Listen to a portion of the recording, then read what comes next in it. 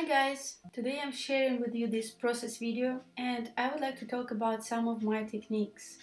I don't think they will be suitable for everyone, but as I said, I'm not teaching here, I'm just sharing, so if you like some idea you pick it, and if you don't, well, thanks for watching anyway. As you can see, I start with cutting out all embellishments that I have. First of all, because I don't want to make this mess later. But what is more important, I need to be able to hold all the stuff in my hands. I need to be able to spread it all through the entire journal. And of course, it's easier just to place one card or another to see whether or not it matches, rather than be guessing which one you have to cut out right now. So I have not only all the cards ready to use, but also I did not throw away any leftovers yet, because you never know when you might need them. Now I will choose some paper that I can use for my cover, and I will not skip this step even if I'm sure that I'm doing something else with it. Even if I'm sure that I'm making a leather or fabric cover or whatever, I have to know that I have this backup paper that will save me in case of not having better ideas or materials or time, or even just a desire to do something else with it. And another thing is, accidents happen and some part of your journal might be destroyed or damaged and you might need to replace a large piece of paper, so it's better to have it on your shelf. What I'm doing next is I'm preparing covers for my signatures. You can see that I'm checking on how the page will look like if I cut this or that area. And the same rule works not only for a cover, of course. Now you can see that I have prepared all the covers and inner pages made of same paper collection.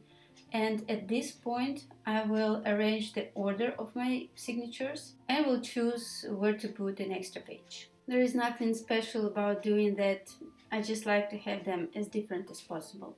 Now it's time for tea stained paper.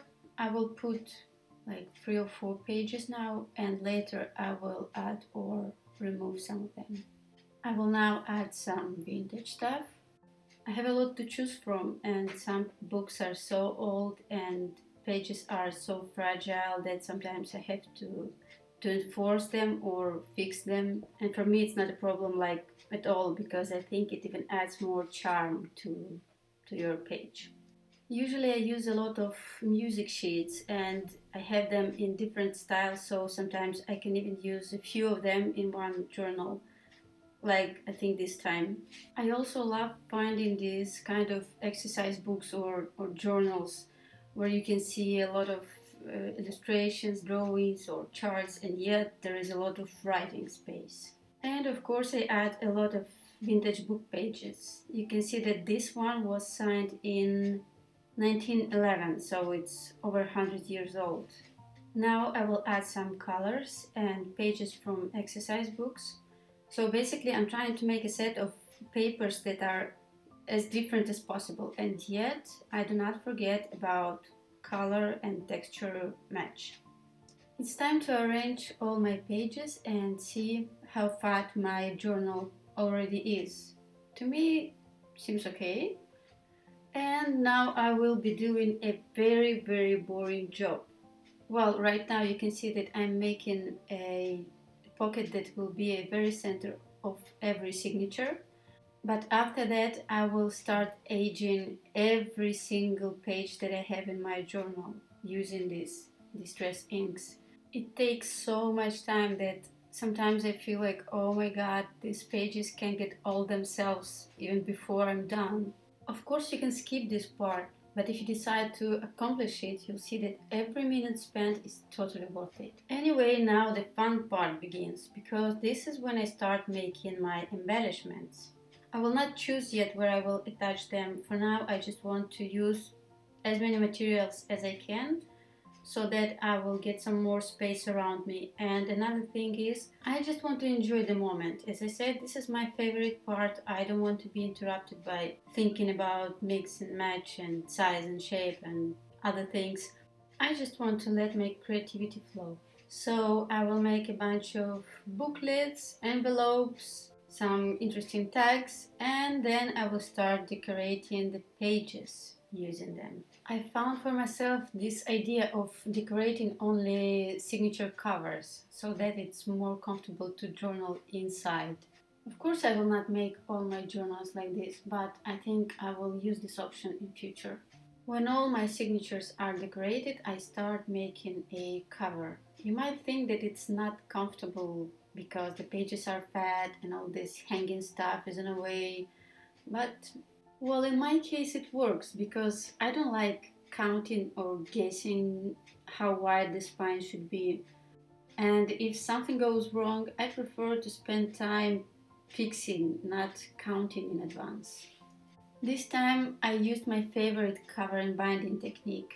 It's easy to make and the book opens flat, and I decorate my cover only with the paper that I have prepared for it. If you're interested, you can find a lot of videos on my channel where I show how I make these covers. And another part that I don't really like is attaching the signatures to the cover. It's not that difficult, it's just you have to be patient, which I'm not. That's why I have to spend some time fixing my mistakes.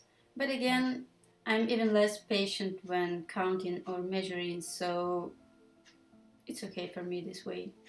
When I'm done sewing, I will finish my central pocket. And now you can see that since I'm not measuring anything, I will now go to the other side of the spine and will attach my very first signature. And then I will fit the rest of them. And fun part again. I have to say that it would be easier for me to work with Stamperia paper, but I wanted my cover to be like really bright, so I picked a page from my own digital kit. Of course, in the description box I will leave all the links to my Christmas printable products, so if you decide to make something similar to this junk journal, please feel free to go and check on my Etsy shop. As much as I like using printed stuff inside of my journals, I prefer to know that the cover is as durable as possible, and unfortunately I don't think that the pages that I can print can actually compete with professional paper from Stamperia.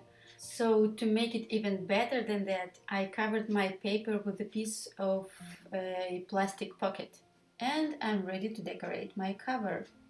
Of course, first I have checked whether this adhesive tape works with this fabric. To finish my cover, I will decorate the edges with this cotton lace, and I will cover the spine with a piece of scrapbook paper. All I have left to do is just to attach two pieces of paper from the inside and embellish them a little bit. I hope you can find this video useful, and for now, thank you for watching, enjoy your crafting and stay creative.